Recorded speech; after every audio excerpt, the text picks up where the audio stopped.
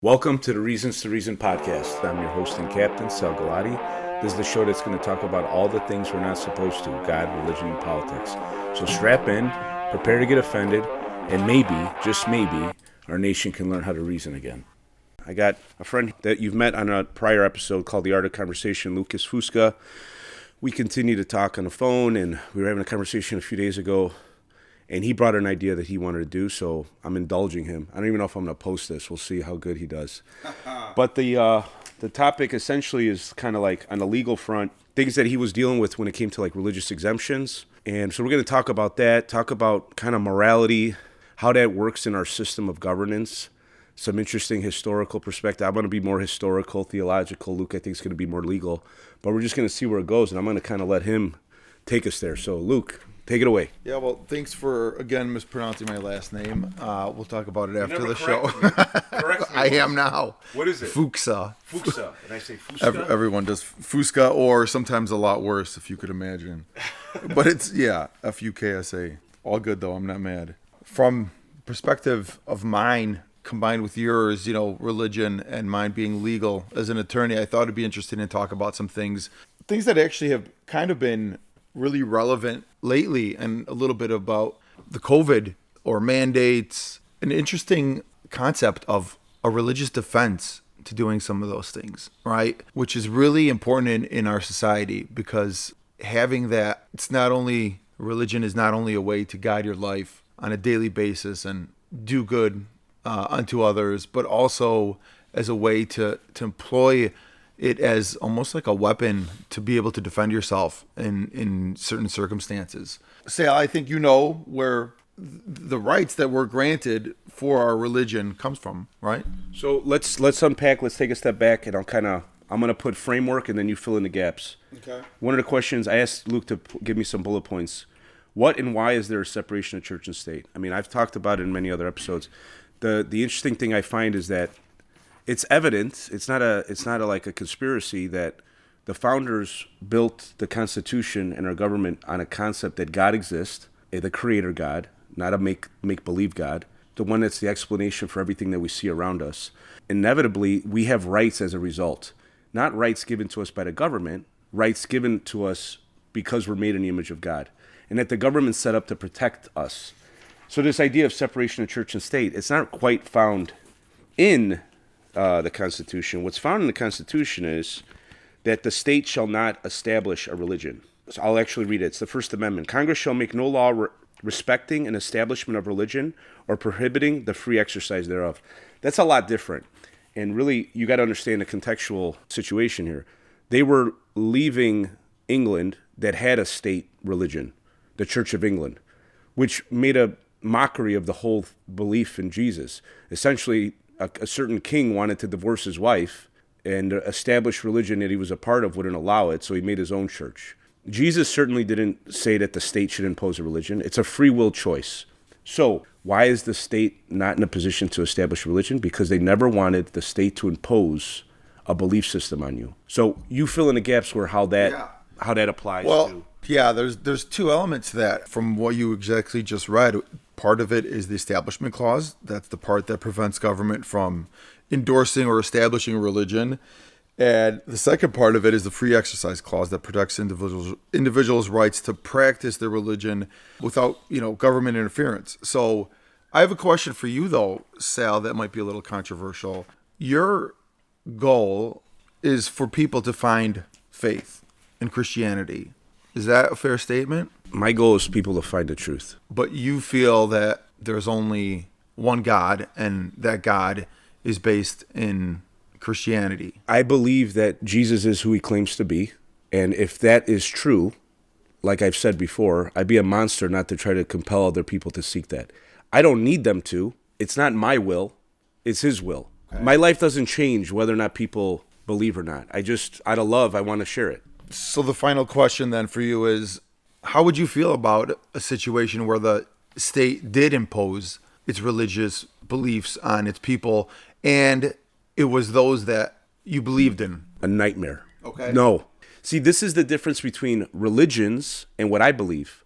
Religion's something that is a system made by man that's imposed on people. I believe on something that people arrive to on their own and believe because it's true. Not the state should not establish it. So another way to look at it is you're tolerant of other people's religious beliefs. But I know because you've been in contact with me since we first met, and you've always been in my ear about religion. You really have. And I think you do that to a lot of people because of your belief, and you want to also have other people find faith, right? If you're okay and you're tolerant, how do you reconcile that with wanting people to follow your ways? It's not complicated at all. I'm tolerant. It's not my ways. It's the Creator God's ways that I think a lot of people are quite frankly ignorant of. They don't even consider it. I had that other buddy on the show, and he said, well, maybe there's a God, but it's not the God of the Bible. And he claims to be agnostic. But the truth of the matter is, you're not agnostic, really. You're certain that it's not this God, right? Why can't it be that God? Mm-hmm. So, again, we got to rephrase it all. It's not my desire, my truth that I'm trying to impose on people. I'm sharing something I believe to be true. If it was any other topic, people would be fine. The reason why this is offensive, quite frankly, is because the claim of the gospel is very exclusionary. He says there's only one way. And that bothers people because people want to have their own way. That's what's offensive about it. Now, I'm the messenger. I'm just sharing it. Don't get mad at me. I could be right, and I'm not imposing my will. No, I'm tolerant. I'm tolerant of everyone doing everything. I want people to leave the kids alone. On the sexual front, I have never had issues with people doing what they want. It's not my business. God might not think that's in their best interest. That's my understanding, but it's not my job to tell people how to live their lives. The kind of example that we just went through right now is actually a pretty good example of how today's liberals operate, right? Because there's so many, and I've had these conversations on politics with friends, and I think that's that concept where you want to promote these certain ideals of yours that may be controversial for many, and all you're asking, as the liberal does, is to be tolerant, for example, of people like transgender or gays or whoever else. But if there's someone that doesn't think like them, then they hate that person, right? This is exactly, I do that show, Marx's Lie, Jesus' Truth, and I go through many religions that people don't consider religions that are actually being established, I believe, by the state. So transgenderism, for example. I think this is a religion be established by the state. Only recently does anyone even entertain the idea you could have more than one gender. It's not true. We know that. Now, people are struggling with that identity. I'm not mocking them. I'm not trying to insult them. We should help them and treat them. I don't think surgery for children is a sane way to go about it. That said, am I intolerant of them? No. I just don't think that the state should use my tax dollars. We just got our property tax bills. The state takes my money, whether or not I agree with what they're doing, and establishes religions in the state. This is, I think, the angle really that the government should go after, not the government, the people should go after. It's that clause. These things are religions, and they're being established by the state. I don't want Christianity to be established in the schools. Mm-hmm. I think the Bible should be taught, like I've described before. Why? Because it's a fundamental book to the founding of our nation. We should understand what it says. If you actually read like Deuteronomy, you'll find how much of our law and our concepts and procedure and liberty and how the courts work, it's all out of there. We didn't come up with it on our own. So that's my view of it. Yeah. I mean, listen, you could make the claim that things such as DEI, diversity, equity, inclusion, is a religion, right? It's man-made. There's no science behind it. Actually, the science, I was listening to Jordan Peterson, conversation he had on a panel. A woman was arguing that the system's unfair because, obviously half the population is women, but only such and such percentage are in engineering, 10% or whatever. Mm-hmm. She wanted to present that as that was like inequity. Disproportionate, right? So fundamentally, there's a problem there because not enough women, not 50% of the women, or not 50% of engineers are women. And Peterson just said very plainly, he goes, I'm a psychologist. The studies are conclusive. Boys are more interested in things. This is why they go into building, construction, engineering. Women are much more interested in people. This is why they go into nursing and teaching and caring. It's just how we're made. But the reason why that's so fought off by secular folks, I guess, which is where leftism, I wouldn't call liberalism is not what is going on today. Liberalism, the root of liberalism is liberty. When you're trying to impose things on people that don't agree with you, that's anti-liberal. They want to reject the idea that man and women are different. We're equal, but we're different. It's fundamental to anyone. You ask a child, they know men and women are different. But I think it's a secular position because the God of the Bible suggests that we're made equal, but different. And so there's always a railing. That's what people have to understand. The world is always railing against the truth of what the Bible says. If we could disprove it, hey, you know what? There isn't male and female. We could that's at the root of it, is what I have come to find. I want to share a couple experiences that I think are pretty interesting because I mentioned at the beginning of the podcast how I had been involved in some legal cases pertaining to COVID-related issues. And you'll see a lot of these cases, although they're not reported in the mainstream media at all, but you'll see a lot of these cases actually settling or the employees winning them are based on denial of their religious exemption request when they were forced to either get a vaccine or be terminated from employment. So, and let's be clear. I want to be clear on this. Like, we use the word vaccine. Obviously, that's become a big thing now. I want to point out, though, because I'm watching these hearings, and they're like, especially Bobby Kennedy's getting grilled and interrogated. This is what people should be very mad about. They take something that would require an hour to unpack, and they want him to answer it in a second, yes or no. It's just disingenuous. It's immoral.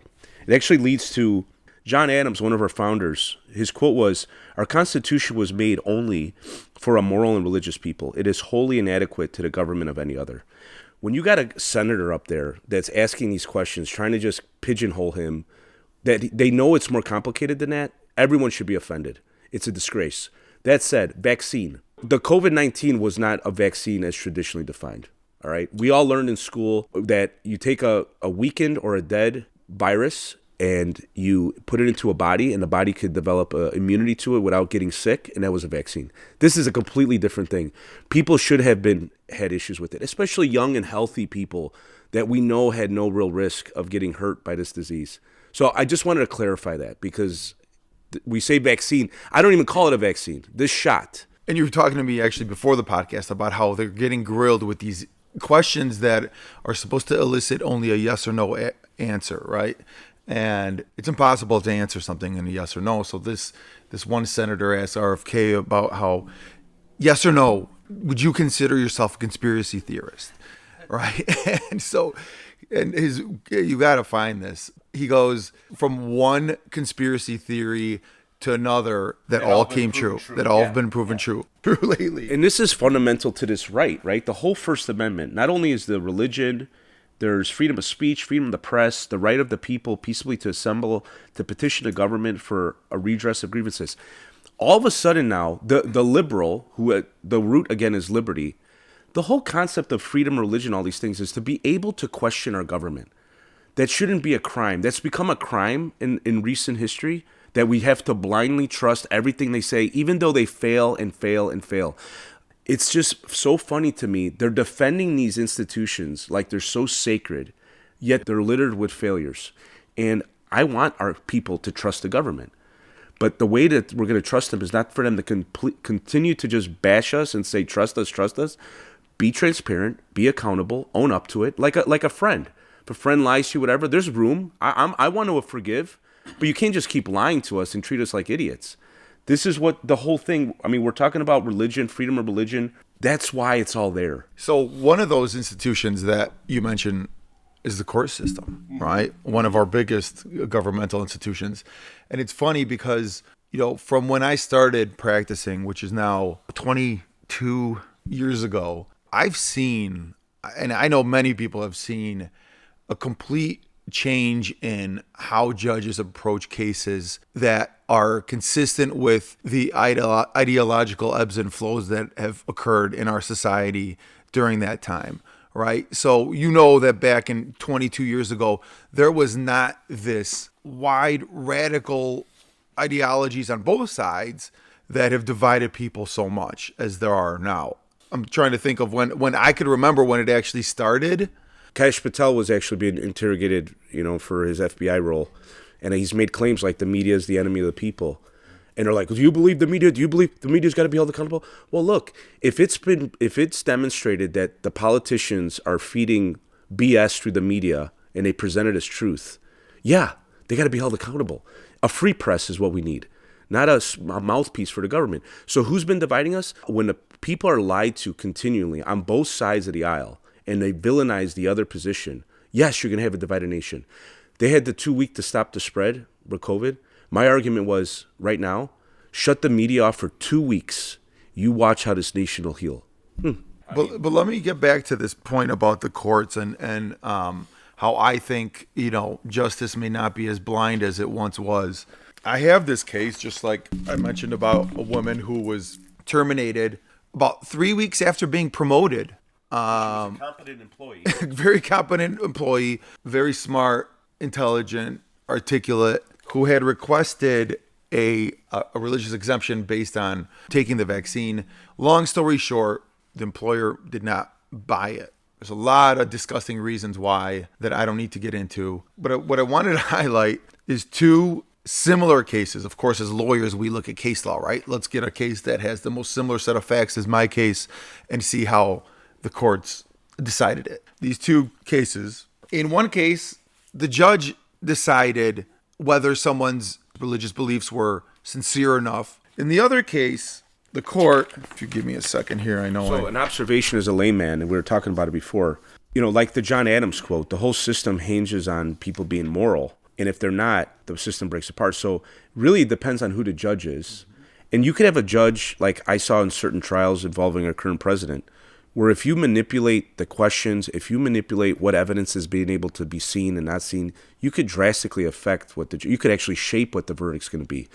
And this is why it's so important we have moral judges. I'm going to introduce a biblical concept. When the judges were to be selected in the land they were going to live in, the Bible prescribes that the people would select people they respected to judge over them. There was a process, and we have that process. That's why we have that process in our country. But because that's been so politicized now, like even referencing judges as conservative or liberal, I think is wrong. We shouldn't know. That's why they wear a black robe. But we know, that guy's liberal, that guy's conservative. The court is conservative right now. The court is liberal. It shouldn't be that way. Absolutely. That's actually, you took the words right out of my mouth. So I found this quote: judges are not to undertake to dissect religious beliefs because they are not articulated with the clarity and precision that a more sophisticated person might employ. The court's fundamental observation applies here. It is not within the judicial function and judicial competence to inquire whether the petitioner or his fellow worker more correctly perceived the commands of their faith.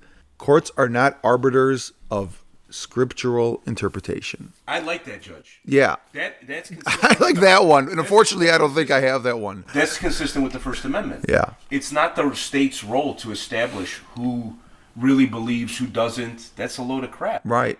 And I mean, there's a conflict there.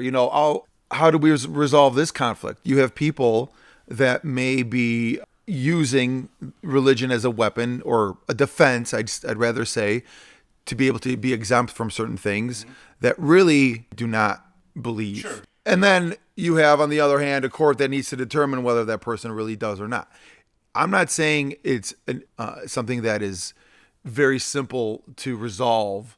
However, I certainly do feel that courts should have no role in judging either the significance of someone's religion, what they believe in. So let's take a step back, though. As a layman, what's the underlying discussion about? It's about whether or not they have to take this experimental shot that really has been demonstrated since, many people were claiming it at the time, really unnecessary for the majority of the population. It didn't protect others like it said it would, like our president at the time, Biden, went up and said it's a pandemic of the unvaccinated. How disgusting of a comment. Based on what? What does he know? And what it did is it separated the country, villainized people that weren't interested in taking it because their own conscience told them not to. If the media would have portrayed this accurately, we wouldn't be here right now. I agree that people could definitely use that exemption as a weapon, as you put it, right? Where they're not being sincere, they just don't want to do something. But let's talk about what the something is. The something is something that should have never been forced to do. And a thought to put out there, our media, when it comes to our media, I like what's going on now, that the media is being broken up. It's not like before. This is why it's interesting. RFK had an interesting comment that the people of his generation, the baby boomer generation, he's not terribly popular with. He's much more popular with the young people. And his observation is the young people are getting their information from different sources now. But whereas the baby boomers are still watching 60 Minutes and the legacy news, they don't even realize how they're been manipulated. You know, the government used to be very trustworthy. The CDC was trustworthy. The FDA was trustworthy. I trusted them. Yeah. But it's like being able to understand, like, it's not what it used to be. I like that the media is being fractured. If you look at the White House press corps now, they got a bunch of different people in there, which is great. And the other thing is like the companies, employers. So we got this employee thing. I think we need, I see the media has been consolidated up. I think it's being broken up. All industries, all companies, healthcare, everything's being consolidated up. You're working for fewer and fewer people. It's really a privilege now to work for a small company, work for yourself. But like when Biden rolled out the mandates for any company over whatever, he had the authority or he had the ability to call one CEO and say, hey, require that. It's a control thing. And the country, again, was founded on local control as much as possible. But that's the thing people have to understand. When you work for a big company, you're just a number. And to this, I would imagine this was a big company that this woman worked for. And it's like, she's expendable. Whatever. You know, you work for a company of 10 people. That's Jane, right? I mean, she's got a family. We can't just, because we want to impose our will on her, we can't do this to her. So the real shame in that is that we even have to discuss these cases and using religion as a weapon or a defense, because we didn't have other options to say no, that I don't want to take the vaccine, right? I mean, here you are being mandated to, I don't care, you know, I don't need to even get into the discussion of whether you think the COVID vaccine works or not. But what we could all agree on is that this is a foreign substance that's going into your body. No one could dispute that. And the fact that just with that, let alone that you don't have a decision to say, no, I don't want to do it, is scary, to say the least. And then let's be honest and bring the balance. Like you have like the polio vaccine. That was tremendously effective, to my knowledge. I mean, I could be ignorant, but there's not like this massive downfall as far as injuries as a result of it. But that was a real disease. Like when people want to compare like the smallpox to COVID, like it's not. You guys are in different stratospheres. Did it work? I think it worked for people that were vulnerable, right? It's a cost benefit. This is when they asked Robert F. Kennedy, yes or no, yes or no. There's a balance here. Was it necessary for 6-year-olds? No. I mean, I don't have to be a scientist to know. If you have zero risk of dying from COVID as a 6-year-old, even if there's a 0.1% chance you could get hurt, the decision is no. But if you look at the CD website, they're still recommending it. Right. So now, trust the science. Again, we've had this conversation. I trust science. I don't trust scientists per se, especially when they're being funded by the policymakers to come up with certain science. It's my observation. Let me bring it back to this point about how religion and law is integrated. And I gave you this example of how one court decided that courts should judge religion versus how another does. And I think the problem is when these ideologies become so extreme and so radical and so much promoted by the media, do you think that this judge, that their personal beliefs about the vaccine and its helpfulness and whether it should be required or not is not going to come into a case like this, that where someone asks for a religious exemption? Well, obviously the goal and the intent and the will of the founders were like the judge would not have anything other than the interpretation of the law in hand. This is the tragedy of, like, you heard the term like legislating from the bench, which especially on our Supreme Court, like that has no place there.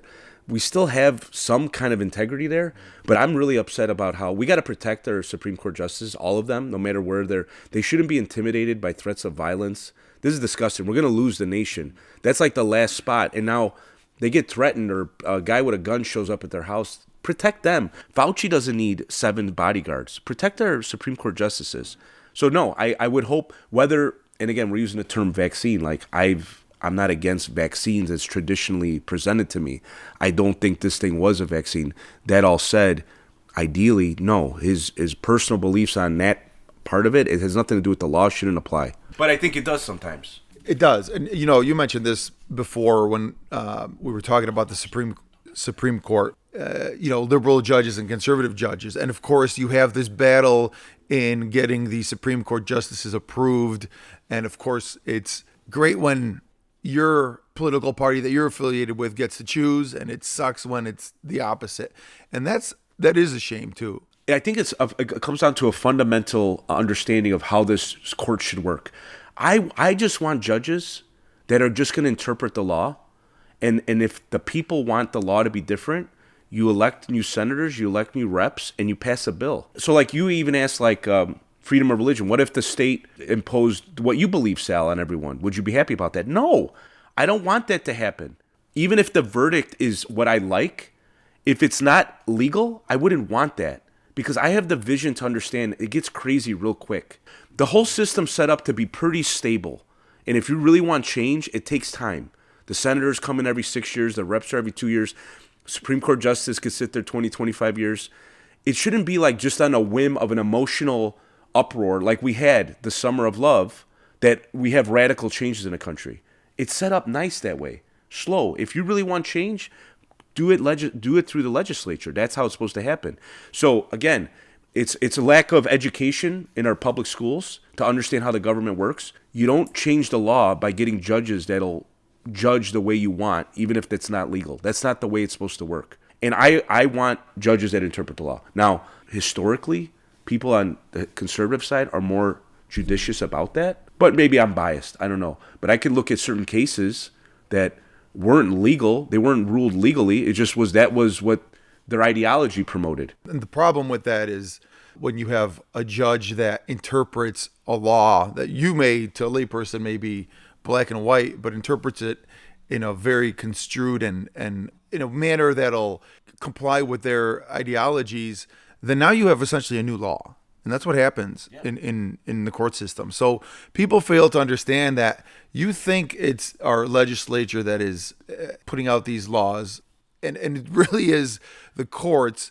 By their interpretation, they can make that law almost mean anything else that they want. One thing I've noticed, people coming out of law school, like even if their political beliefs were aligned with mine prior, and they still might be, whatever's going on in the law schools, and this is why it's important to get a hold of our law schools, get a hold of our medical schools, get the politics out of it, is they're almost being trained, instead of working diligently to really try to understand what the law says, they're being trained how they could, how can I twist this thing? How could I get my way? That's disgusting, man. Again, that's the role of the legislature. Make the ruling, throw it to the people, they decide. An interesting bit of history. Abraham Lincoln's Emancipation Proclamation. That was an executive order. Executive order was there for if the president got to do something very quickly and didn't have time to go through the process, they could put it into place. And yeah, as soon as he's gone and the next guy comes in, they could get rid of it. But that said, at least like the border's chaotic. The president's not going to wait for them to figure it out in the legislature. We got to make some changes right away, which I hope everyone agrees. Like, we had a problem. Thank God it's getting resolved down there. But it was just an EO, okay? The Emancipation Proclamation.